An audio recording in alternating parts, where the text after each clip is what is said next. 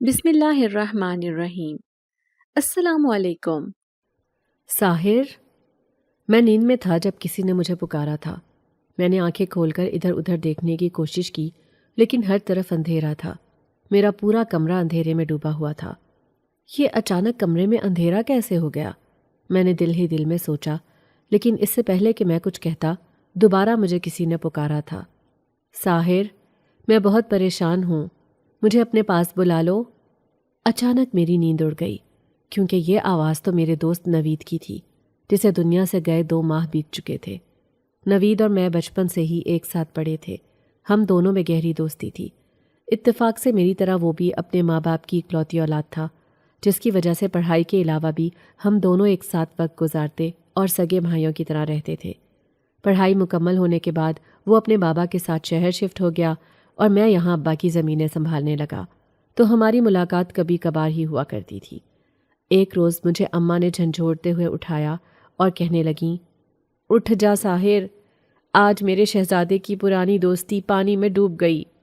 میں جلدی سے اٹھا اور اماں سے کہا، کیا بات ہے اماں، تم کیوں رو رہی ہو اور کس دوستی کی بات کر رہی ہو؟ میں کچھ سمجھا نہیں ہوں۔ اماں نے کہا، شہر سے خبر آئی ہے کہ نوید پانی میں ڈوب کر مر گیا۔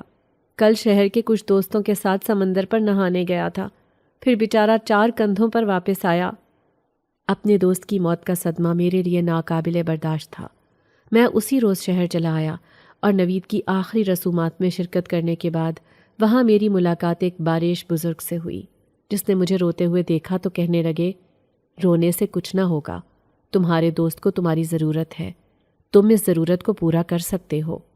میں ناسمجھی کے عالم میں بابا کی طرف دیکھنے لگا، مگر اس سے پہلے کہ میں کوئی سوال کرتا وہ لوگوں کے ہجوم میں گم ہو گئے۔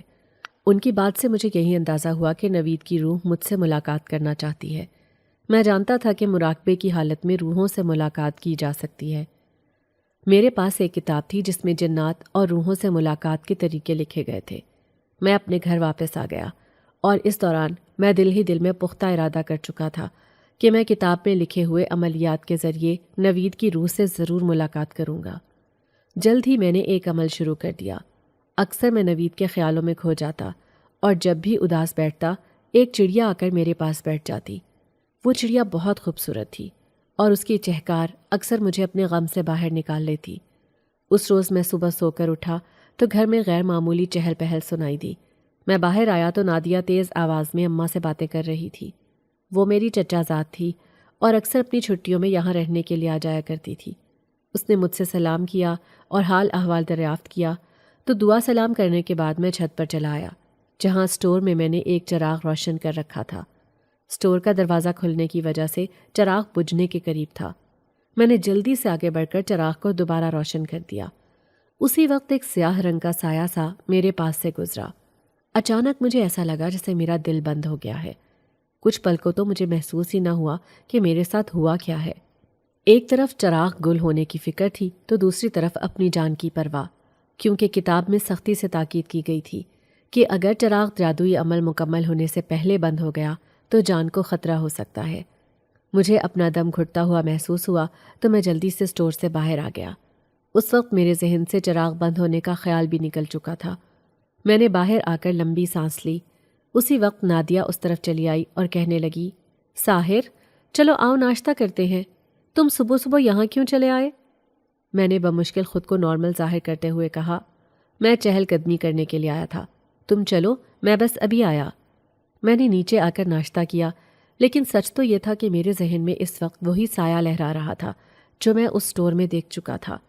ایک بار میں نے اماں سے ذکر کیا تھا، کیا دنیا سے جانے کے بعد روحوں سے ملاقات ممکن ہے؟ تب اماں میری بات پر بہت ہنسی تھی، کہنے لگیں، بے وقوف لڑکے، اس دنیا سے جانے کے بعد انسان کا اس دنیا اور یہاں کے لوگوں سے ناطا بالکل ختم ہو جاتا ہے۔ یہ بس خام خیالی باتیں ہیں کہ روحوں سے ملاقات ممکن ہو سکتی ہے۔ بیٹا کبھی ان باتوں میں نہ پڑنا، کیونکہ ایسا ہرگز ممکن نہیں ہے۔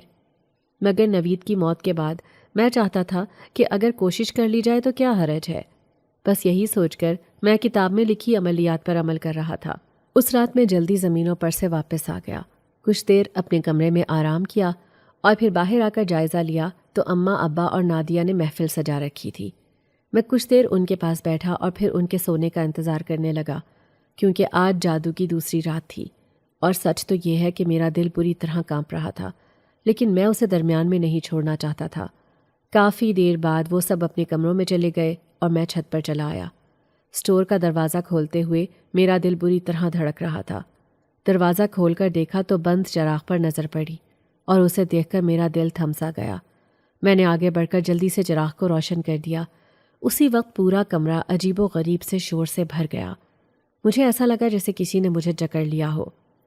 چھوڑو مجھے! میں نے خود کو آزاد کرنے کی کوشش شروع کر دی، لیکن اتنے مضبوط شکنجے سے میں خود کو نہیں چھڑوا پا رہا تھا۔ مجھے پورا یقین ہو گیا کہ یہ میرا آخری وقت ہے اور اب میں بھی نوید کی طرح یہ دنیا چھوڑنے والا ہوں۔ میں گھٹ گھٹ کر سانس لے رہا تھا اور کوئی بھی سانس میری آخری سانس ثابت ہو سکتی تھی۔ میں نے کلمہ پڑھنا شروع کر دیا اور اس وقت جو آیات میری زبان پر آئیں پڑھ کر خود پر دم کرنے کی کوشش کرنے لگا، لیکن اس وقت تو حرکت کرنا ممکن نہیں تھا۔ مگر جیسے ہی میں نے آیت الکرسی پڑھی، ایسا محسوس ہوا جیسے کسی نے مجھے ایک جھٹکے سے چھوڑ دیا ہو۔ چراغ کے آس پاس ایک سانپ کنڈلی مارے بیٹھا تھا۔ مجھے ڈر تھا کہ کہیں جلتا ہوا چراغ اس سانپ کو نقصان نہ پہنچا دے، لیکن وہ چھوٹا سا سانپ چراغ کے پاس پھن پھیلائے بیٹھا تھا، جس کی وجہ سے میں چراغ بند نہ کر سکا۔ میرے ذہن میں اس وقت یہی بات تھی کہ شاید اسٹور روم کئی سال سے بند پڑا تھا، یہی وجہ تھی کہ کہیں سے کوئی سانپ نکل آیا ہوگا۔ مگر میری جان بچ گئی تھی، میرے لیے اتنا کافی تھا، اور میں نے دل ہی دل میں خدا کا شکر ادا کیا۔ میں جلد از جلد چراغ کو بند کر دینا چاہتا تھا، کیونکہ مجھے اماں کی بات اچھی طرح سمجھ آ گئی تھی کہ مرے ہوئے لوگوں سے ملاقات ممکن نہیں ہے۔ میں اس حقیقت کو دل سے قبول کر چکا تھا، اور اب میرے اندر اتنی ہمت نہیں تھی کہ دوبارہ اس مصیبت کا سامنا کر سکوں جس کا میں نے ابھی اسٹور میں سامنا کیا تھا۔ پورا دن میں پریشان رہا، کیونکہ مجھے جادوئی عمل کو مکمل کرتے ہوئے ڈر لگ رہا تھا۔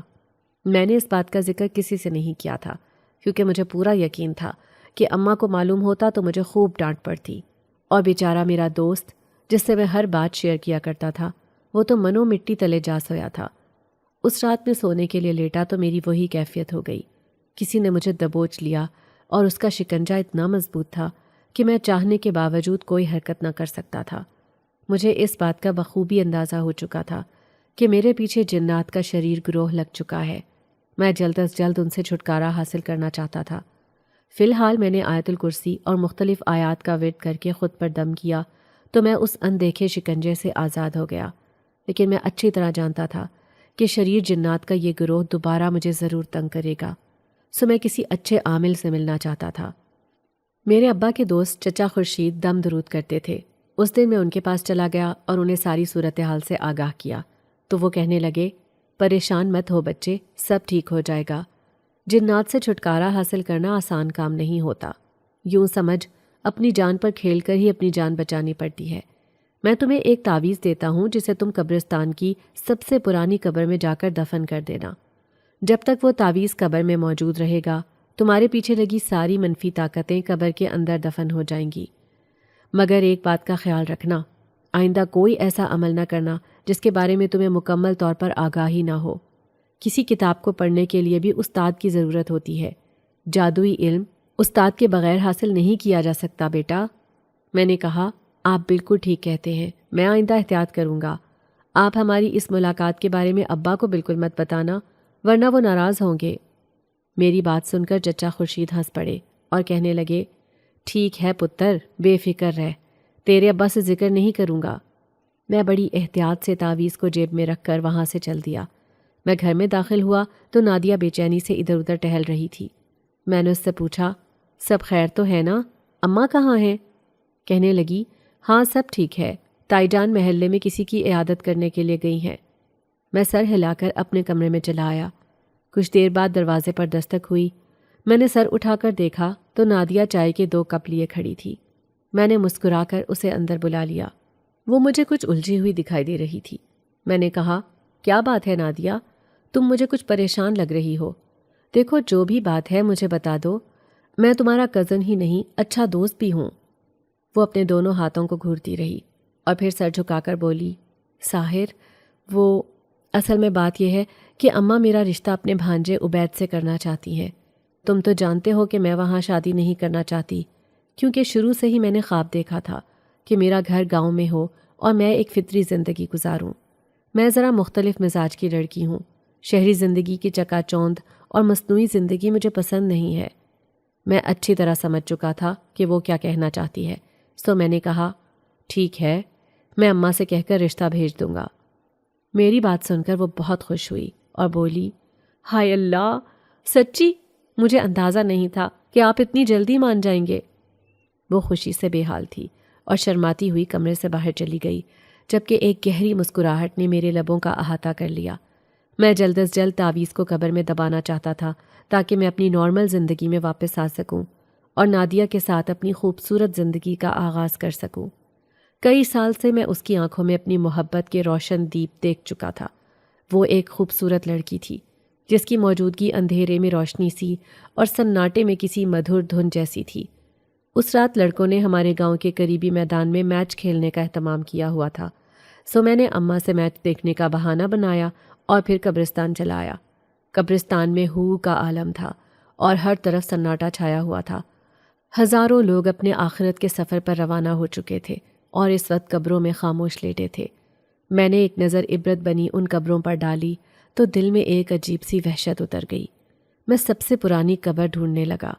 میں قبر پر لگے ہر کتبے کو بغور پڑھ رہا تھا۔ آخر کار میری نظر ایک بہت پرانی قبر پر پڑی جسے میں کھودنے لگا۔ ایک عجیب سی مہک چار سو پھیل گئی تھی۔ میرا ہاتھ ایک بوتل سے ٹکرایا تو قبر میں اس پراسرار بوتل کو دیکھ کر میں ایک دم پیچھے ہٹ کر اپنے ہاتھ جھاڑنے لگا۔ مجھے ڈر تھا کہ میں کسی نئی مصیبت میں گرفتار نہ ہو جاؤں۔ کچھ دیر تک پریشان کھڑا رہ کر میں سوچتا رہا کہ مجھے کیا کرنا چاہیے۔ ایک جادوئی عمل نامکمل چھوڑ کر نتیجہ دیکھ چکا تھا۔ اب مزید کسی نئی مصیبت میں گرفتار نہیں ہونا چاہتا تھا، سو میں نے اپنے اندر ہمت پیدا کی اور 10 انچ کی اس بوتل کو میں نے دھڑکتے دل کے ساتھ قبر سے باہر نکال لیا اور جلدی سے اس جگہ پر تعویذ دفن کر کے قبر کو دوبارہ بند کر دیا۔ بوتل کو زمین پر رکھا تو اس کا رنگ سیاہ ہو گیا اور دیکھتے ہی دیکھتے اس کے 2 ٹکڑے ہو گئے۔ میری حیرت کی انتہا نہ رہی جب اس کے اندر سے دھواں نکلا اور ہر طرف پھیل گیا۔ ساتھ ہی ایک دل فریب مہک 4 سو پھیل چکی تھی۔ میں نے ایسی صورتحال دیکھی تو خوف کے مارے میرے رونگٹے کھڑے ہو گئے اور میں وہاں سے بھاگ نکلا۔ دن کی سفیدی چاروں طرف پھیل رہی تھی اور پرندے اپنے ٹھکانوں سے نکل کر پرواز کرنے لگے تھے۔ میں ایک جگہ اداس بیٹھا تھا کہ ایک چڑیا میرے آس پاس منڈلانے لگی۔ میں خالی خالی نظروں سے اسے دیکھ رہا تھا۔ وہ بڑی محبت سے میرے گرد چکر لگاتی اور پھر میری بازو پر آ بیٹھتی۔ اسے دیکھ کر ایسا محسوس ہو رہا تھا جیسے وہ مجھے پہچانتی ہے اور میری موجودگی اسے خوش کر رہی ہے۔ میں نے محبت سے اسے چوما تو وہ اچانک ایک حسین شاہی جنزادی کے روپ میں آ گئی۔ میں پہلی بار کسی جنزادی کو اپنے روبرو دیکھ رہا تھا۔ اس وقت میں اس کے حسن سے متاثر ہو کر اپنی سدھ بدھ کھو بیٹھا اور ایک پل کو تو مجھے سمجھ ہی نہیں آیا کہ میں اس سے کیا بات کروں۔ تمہارا شکریہ اے نوجوان لڑکے، تم نے میرے بیٹے کو قید سے رہائی دلا کر مجھ پر احسان کیا ہے۔ میں تمہیں انعام دینا چاہتی ہوں۔ یہ کہہ کر اس نے مجھے ایسا انعام دیا جسے دیکھ کر میں حیران رہ گیا۔ وہ ایک چھوٹی سی صندوق تھی جس پر تالا لگا ہوا تھا۔ اس نے صندوق کو میری جانب بڑھایا تو میں نے اسے تھام لیا اور سوالیہ نظروں سے جنزادی کی طرف دیکھ کر کہنے لگا، میں نے تو کسی کی جان نہیں بچائی۔ مجھے اس وقت ایسا لگ رہا تھا جیسے میں خواب دیکھ رہا ہوں اور ابھی میری آنکھ کھل جائے گی، کیونکہ آج تک میں نے جنات کے انعامات دینے کے قصے صرف کہانیوں اور کتابوں میں پڑھے تھے۔ جنزادی میرے قریب آئی اور بولی، تم نے میرے بیٹے کو جادو کی قید سے آزاد کروایا ہے۔ 50 سال سے وہ اس پرانی قبر میں پڑی بوتل میں بند تھا۔ ظالموں نے محبت کرنے کی ایسی سزا دی کہ اسے بے نام و نشان کر دیا، لیکن تم تو جانتے ہو کہ جسے اللہ رکھے اسے کون چکھے۔ میں کہنے لگا، مجھے اچھا لگا ہے کہ میں آپ کے بیٹے کے کام آیا، لیکن مجھے اس انعام کی ضرورت نہیں ہے۔ یہ کہہ کر میں آگے بڑھنے لگا تو جنزادی نے مجھے پکار کر کہا، اس انعام پر تمہارا حق ہے اور یہ تمہیں ہی ملے گا۔ اگر تم نے یہ انعام لے لیا تو ہمیں خوشی ہوگی۔ اس کے خلوص کے سامنے بے بس ہو کر میں نے صندوق کو تھام لیا تو جنزادی کے چہرے پر مسکراہٹ پھیل گئی اور وہ بولی، اس کی چابی پرانے کھنڈرات میں مل جائے گی، کیا تم ڈھونڈ سکو گے؟ سچ تو یہ ہے کہ میرا دل چاہ رہا تھا کہ میں صندوق کو یہیں چھوڑ کر بھاگ جاؤں، لیکن میں بزدلی کا مظاہرہ نہیں کرنا چاہتا تھا، سو میں نے حامی بھر لی کہ میں ضرور پرانے کھنڈرات سے جا کر صندوق کی چابی نکال لوں گا۔ پرانے کھنڈرات ایک پرانا علاقہ تھا جو 100 سال سے غیر آباد تھا، اور اتنا عرصہ گزرنے کے بعد بھی وہاں لوگ آباد نہ ہو سکے تھے۔ اکثر لوگوں کا کہنا تھا کہ وہاں پر جنات کا سایہ ہے، اور اکثر لوگوں کا یہ بھی ماننا تھا کہ چور ڈاکو اور لٹیرے وہاں پر پناہ لیتے ہیں۔ شاید یہی وجہ تھی کہ کوئی وہاں کا رخ نہیں کرتا تھا۔ خیر، میرا کوئی ارادہ نہ تھا کہ میں صندوق کو کھول کر دیکھوں۔ گھر آیا تو ادھر ادھر متلاشی نظروں سے دیکھنے لگا، لیکن وہ مجھے کہیں بھی دکھائی نہ دی۔ میں نے اماں سے نادیہ کے بارے میں پوچھا تو اماں کہنے لگیں، ہاں، ابھی کچھ دیر پہلے ہی تمہارے چچا آئے تھے۔ دراصل تمہاری چچی کی طبیعت ٹھیک نہیں ہے تو وہ نادیہ کو گھر لے گئے ہیں۔ ویسے بھی اس کی چھٹیاں ختم ہونے والی تھیں تو میں نے سوچا کہ بھیج ہی دوں، لیکن اس کے جانے کے بعد گھر کتنا سونا ہو گیا ہے۔ میں نے چاروں طرف نظر دوڑا کر اماں کی بات سے اتفاق کیا تو وہ کہنے لگیں، سچ پوچھو تو اب مجھ سے بھی گھر کا کام نہیں ہوتا۔ سوچ رہی ہوں کہ بہو لے آؤں۔ بہو آئے گی تو گھر میں رونق بھی ہو جائے گی اور میری پوتے کھلانے کی خواہش بھی پوری ہو جائے گی۔ مگر خیر، میں بھی کیا باتیں لے کر بیٹھ گئی ہوں۔ تو سنا، میچ کیسا رہا؟ کون جیتا ہے؟ اماں کی بات کے جواب سے بچنے کے لیے میں نے فوراً ہی بات بدل دی اور کہنے لگا، دیکھا اماں، چچی نے احتیاط نہیں کی، تبھی ان کی طبیعت خراب ہو گئی۔ آج کل بخار کا وائرس بڑا پھیلا ہوا ہے، تم بھی احتیاط کرو اور ابا کا بھی خیال رکھنا۔ ناشتہ لگا دو، مجھے بڑی سخت بھوک لگی ہے۔ ناشتہ کر کے سوؤں گا، اس کے بعد زمینوں پر چلا جاؤں گا۔ صندوق کو میں نے سیڑھیوں پر چھپا دیا تھا۔ اماں کے جانے کے بعد میں نے صندوق اٹھایا اور اپنے کمرے میں رکھ دیا۔ تعویذ کو قبر میں دفن کرنے کے بعد آج رات کئی دنوں بعد مجھے بڑی پرسکون نیند آئی تھی۔ اگلے دن زمینوں پر جانے سے پہلے میں اس جگہ چلا آیا جہاں مجھے جنزادی دکھائی دی تھی۔ ایک انجانی سی قوت تھی جو مجھے یہاں کھینچ لائی تھی۔ میں اسے دیکھنا چاہتا تھا۔ مٹی پر اب بھی اس کے قدموں کے نشان تھے۔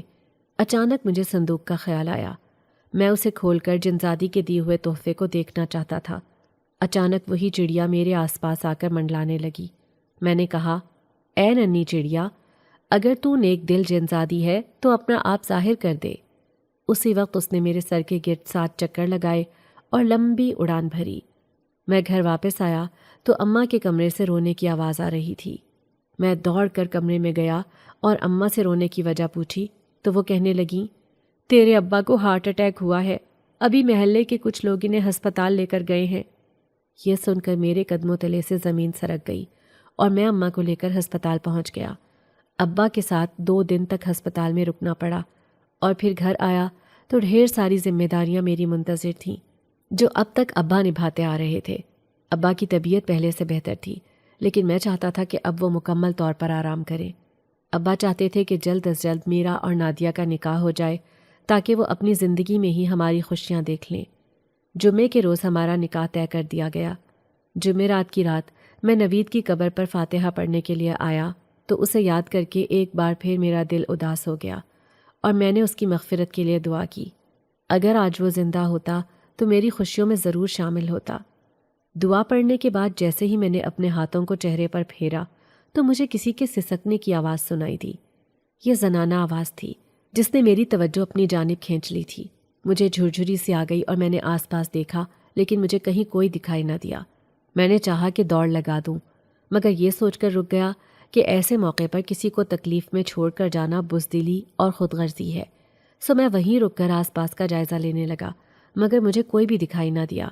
سسکیوں کی آواز تھی کہ مسلسل میرے اعصاب پر حملہ آور تھی۔ میں نے کچھ فاصلہ طے کیا تھا کہ مجھے ایک جگہ ایک پراسرار دروازہ دکھائی دیا۔ دروازے کے آگے عجیب و غریب کانٹے دار پودے لگائے گئے تھے تاکہ کوئی اس دروازے کو عبور نہ کر سکے۔ میں چاہتا تھا کہ اپنے قدم واپس موڑ لوں، لیکن میں کسی کو سسکتا ہوا چھوڑ کر واپس نہیں جا سکتا تھا۔ میرے پاؤں زخمی ہو رہے تھے اور تکلیف کی وجہ سے میری آنکھوں میں آنسو آ گئے تھے، مگر میں نے ہمت نہ ہاری اور دروازہ کھولنے میں کامیاب ہو گیا۔ اندر قدم رکھا تو ایسا لگا جیسے کسی دوسری دنیا میں چلا آیا ہوں۔ بڑا سا خوبصورت محل دیکھ کر میری آنکھیں حیرت کے مارے کھلی کی کھلی رہ گئیں۔ میرے آس پاس کچھ غلام جن کھڑے تھے، سب نے مجھے جھک کر سلام کیا۔ وہ شاید ہر آنے والے کو اسی طرح ادب اور احترام سے سلام کرتے ہوں گے، تبھی تو ایک انجان انسان کے سامنے ادب سے پیش آئے۔ مجھے یہاں پر انسانی بو محسوس ہو رہی ہے، شاید کوئی اندر داخل ہوا ہے، جائزہ لیا جائے۔ یہ آواز جانی پہچانی تھی۔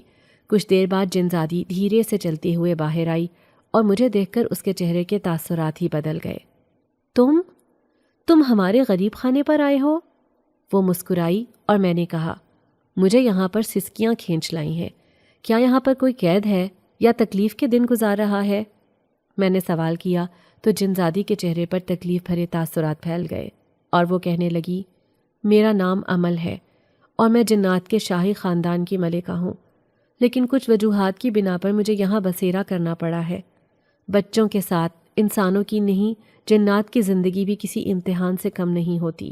یہ کہہ کر وہ مجھے مہمان خانے میں لے آئی اور بڑے احترام سے مجھے بٹھایا گیا۔ وہ میرے قریب آ کر بیٹھ گئی۔ اس کے بدن سے اٹھتی دل فریب مہک میرے ہوش اڑا رہی تھی۔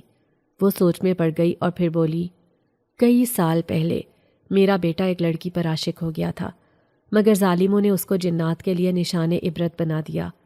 کئی سال وہ پرانی قبر میں پڑا سسکتا رہا، اور جب تم نے تعویذ دفن کرنے کے لیے قبر کھولی تو اسے قید سے رہائی نصیب ہوئی۔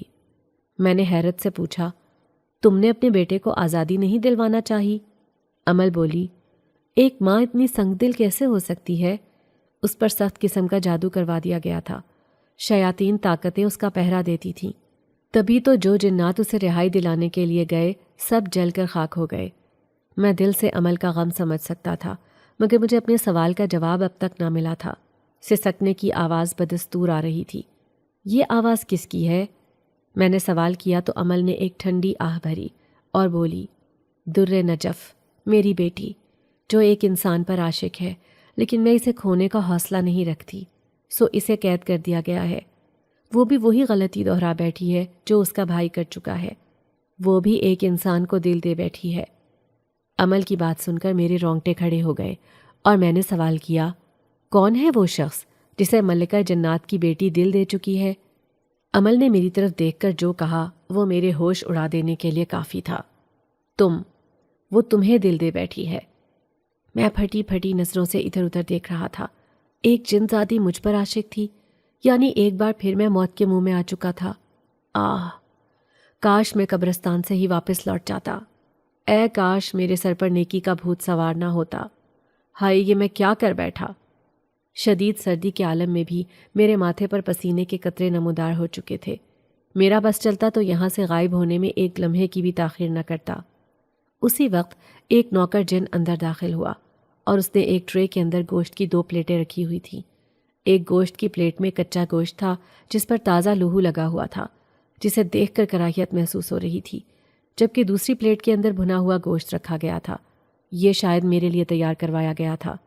میں جانتا تھا کہ اگر میں نے اس کھانے کا ایک لقمہ بھی لیا تو ہمیشہ کے لیے موت کی نیند سلا دیا جاؤں گا یا پھر اپنے ہوش کھو بیٹھوں گا اور عمل مجھے اپنی بیٹی در نجف کے حوالے کر دے گی۔ میں عجیب کشمکش کا شکار تھا کہ عمل کی آواز نے ماحول پر طاری سکوت کا خاتمہ کر دیا۔ ڈرو مت، ہم اچھی طرح جانتے ہیں جیسے ہمیں اپنی اولاد پیاری ہے، اسی طرح تم بھی کسی ماں کے بیٹے ہو۔ انسانوں کی یہ فطرت ہے کہ جنات سے چھٹکارا حاصل کرنے کے لیے ہر حد پار کر جاتے ہیں اور جنات کے بچوں تک کی جان لینے سے گریز نہیں کرتے۔ بس یہی وجہ تھی کہ مجھے اپنی بیٹی کو قید کرنا پڑا۔ میں اس بات سے بھی باخبر ہوں کہ تمہاری زندگی میں اب کسی کی کوئی جگہ نہیں ہے۔ نادیہ کو اپنی زندگی میں شامل کر کے تم بہت خوش اور مطمئن ہو۔ اچھی بات ہے، تمہیں خوش ہونا چاہیے۔ خیر، یہ وقت ان باتوں کے لیے نہیں ہے۔ تم ہماری مہمان ہو اور تمہاری خدمت کرنا ہمارا فرض ہے۔ یہ کہہ کر عمل نے بھنا ہوا گوشت ٹرے سے اٹھا کر میری طرف پیش کیا تو میں چاہنے کے باوجود انکار نہ کر سکا۔ ڈرتے دل کے ساتھ میں نے کھانا شروع کر دیا۔ اتنا لذیذ گوشت میں اپنی زندگی میں پہلی بار کھا رہا تھا۔ اس کا ذائقہ بالکل ہی منفرد تھا۔ اللہ جانے کس کا گوشت ہے، میں نے دل ہی دل میں سوچا۔ حیرت کی انتہا نہ رہی جب عمل نے مجھے پرسوچ انداز میں دیکھا تو بولی، یہ ہرن کا گوشت ہے۔ مجھے یہ سوچ کر حیرت ہو رہی تھی کہ وہ میرے دل میں چھپا سوال کیسے جان گئی تھی، لیکن جنات شاید اتنے ہی طاقتور ہوتے ہیں۔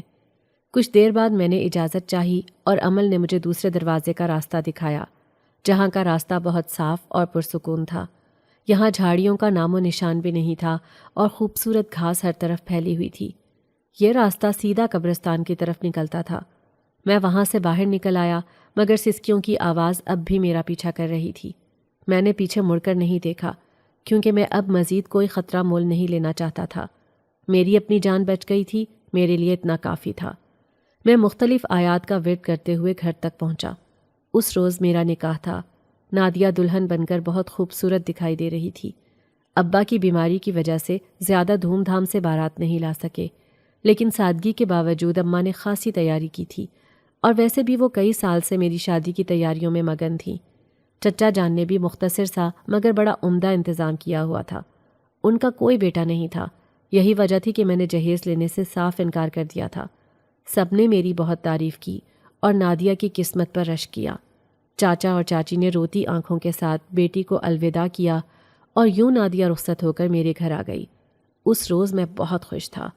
کمرے میں داخل ہوا تو نادیہ چہرے پر گھونگھٹ ڈالے میرا انتظار کر رہی تھی۔ میں نے سلام کیا اور اس کے پاس آ کر بیٹھ گیا۔ اس سے پہلے کہ میں اس سے کوئی بات کرتا، مجھے سسکیوں کی آواز سنائی دینے لگی۔ کیا تم رو رہی ہو؟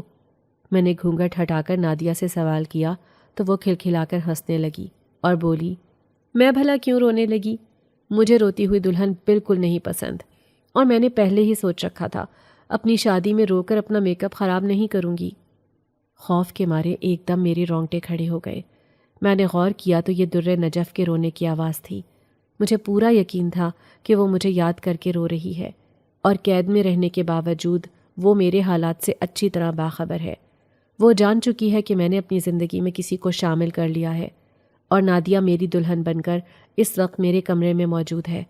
شاید یہی وجہ تھی کہ وہ سسکیاں لے کر رو رہی تھی، اور اس کے رونے میں اتنی طاقت تھی کہ میرا سکھ چین ایک لمحے میں ختم ہو کر رہ گیا۔ آپ کی طبیعت تو ٹھیک ہے؟ میری حالت دیکھ کر نادیہ نے مجھ سے سوال کیا تو میں سنبھل کر بولا، ہاں ہاں میری طبیعت ٹھیک ہے، یہ لو اپنی منہ دکھائی۔ یہ کہہ کر میں نے جیب سے ایک چھوٹی سی مخملی ڈبیا نکالی اور اس میں سے سونے کی انگوٹھی نکال کر نادیہ کے ہاتھ میں پہنا دی، جسے پہن کر وہ بہت خوش ہوئی اور اس کے چہرے پر خوشی کے رنگ جھلملا رہے تھے۔ میں اس کی تعریف کرنا چاہ رہا تھا، لیکن سسکیوں کی آواز میری توجہ اپنی جانب کھینچ رہی تھی۔ میں نے نادیہ کے ساتھ کئی وعدے اور باتیں کرنے کا سوچ رکھا تھا، لیکن اس وقت در نجف کے سسکنے کا خیال سب کچھ بھلا گیا۔ میں آپ کے لیے کچھ بنا کر لاتی ہوں، مجھے آپ کی طبیعت ٹھیک نہیں لگ رہی۔ یہ کہہ کر نادیہ اپنا بھاری کامدار لہنگا سنبھالتے ہوئے بیڈ سے اترنے لگی تو میں نے آگے بڑھ کر اس کا ہاتھ تھام لیا اور اسے بٹھاتے ہوئے بولا، آج تم کوئی کام نہیں کرو گی کیونکہ تم دلہن ہو۔ میری بات سن کر وہ مسکرائی اور پھر ہنستے ہوئے نہ جانے کیا کچھ کہہ رہی تھی۔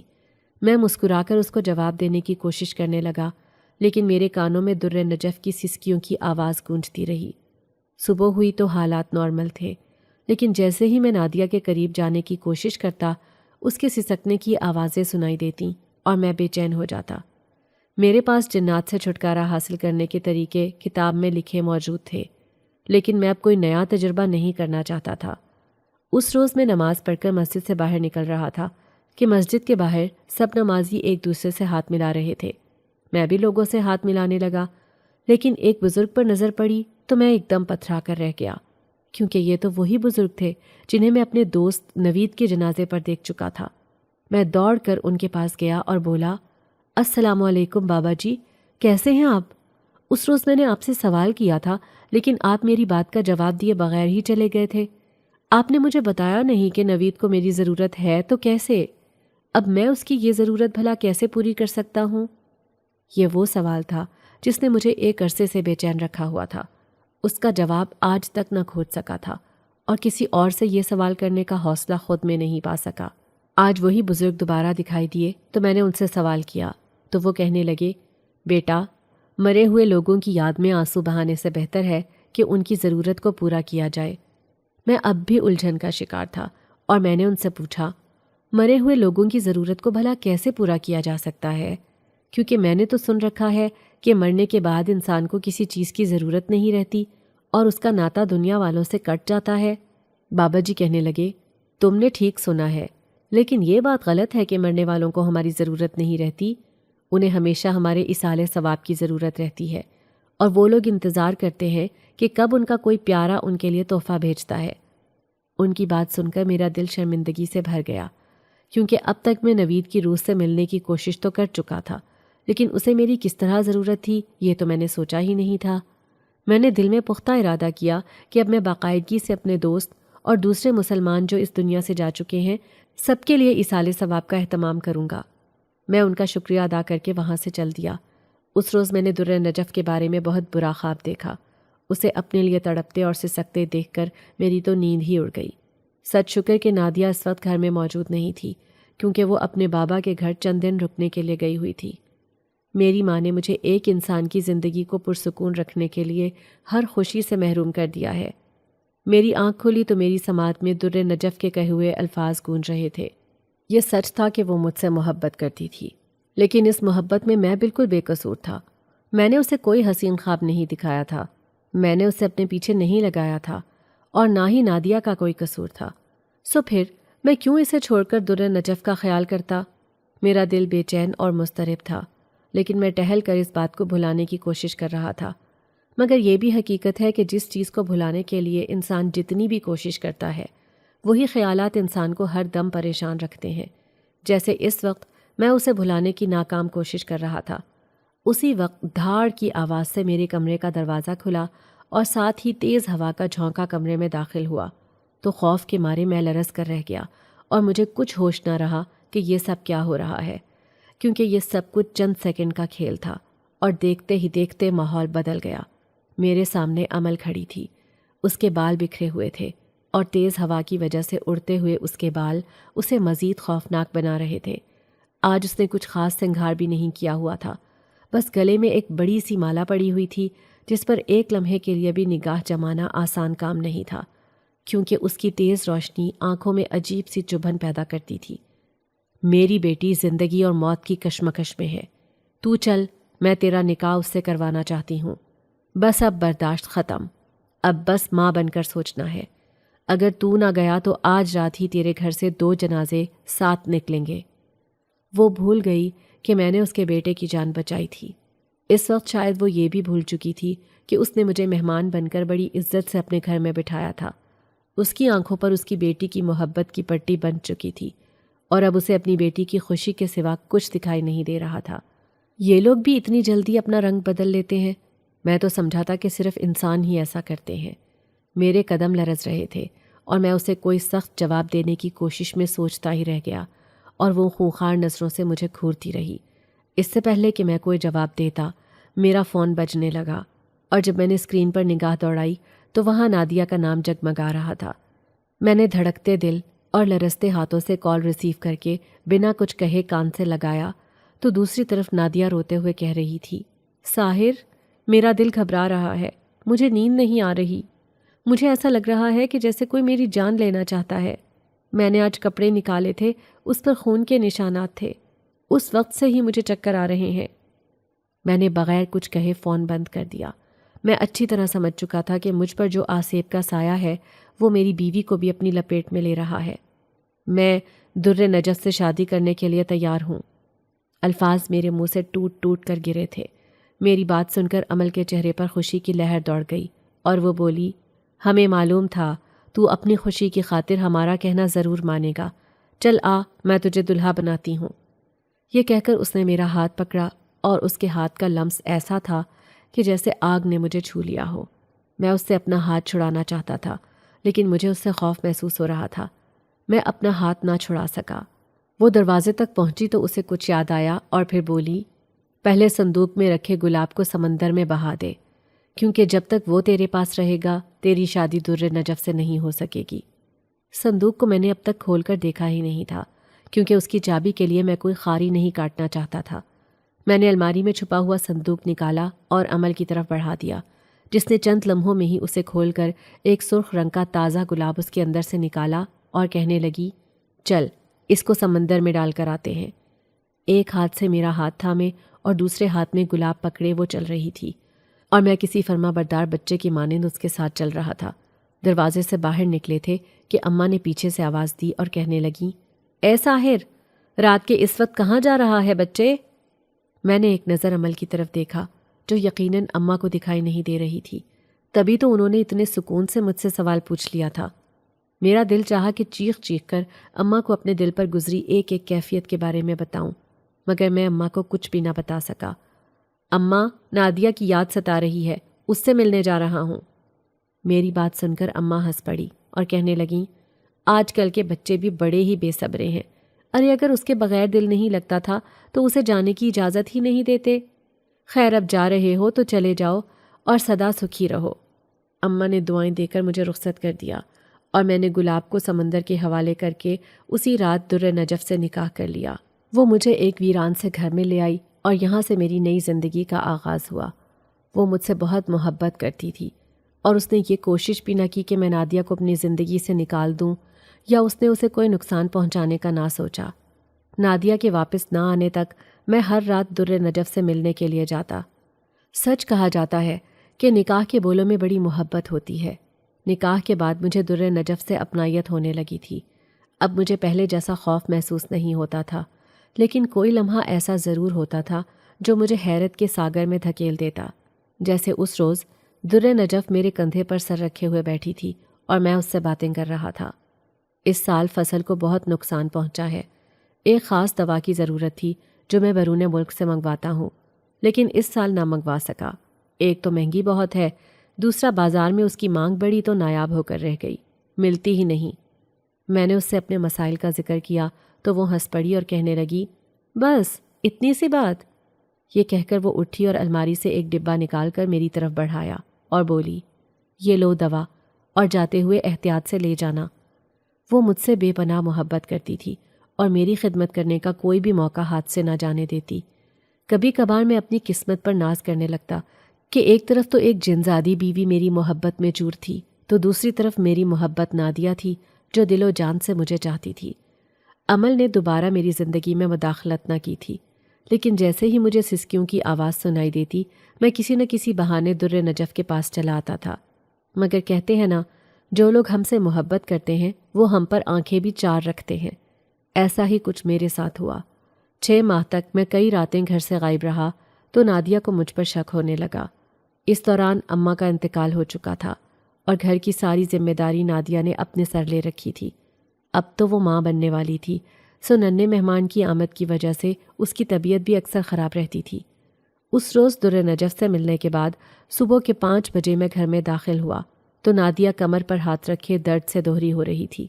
میں آگے بڑھا اور اس کی کمر سہلا کر اسے دوا پیش کی۔ دوا کھانے کے بعد اسے کچھ آرام آیا تو وہ میرے قریب آ کر مجھے غصے بھری نظروں سے دیکھنے لگی اور پھر بولی، آج مجھے سچ سچ بتائیں کہ آخر رات کو اٹھ کر کہاں جاتے ہیں آپ؟